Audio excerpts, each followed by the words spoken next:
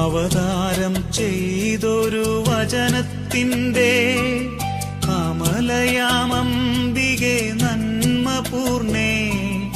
അവതാരം ചെയ്തൊരു വചനത്തിൻ്റെ അമലയാമംബികെ നന്മപൂർണേ. അവനിയിൽ സുതരുടെ യാചനകൾ അലിവോടെ കേട്ടു നീ അഭയമേകൂ.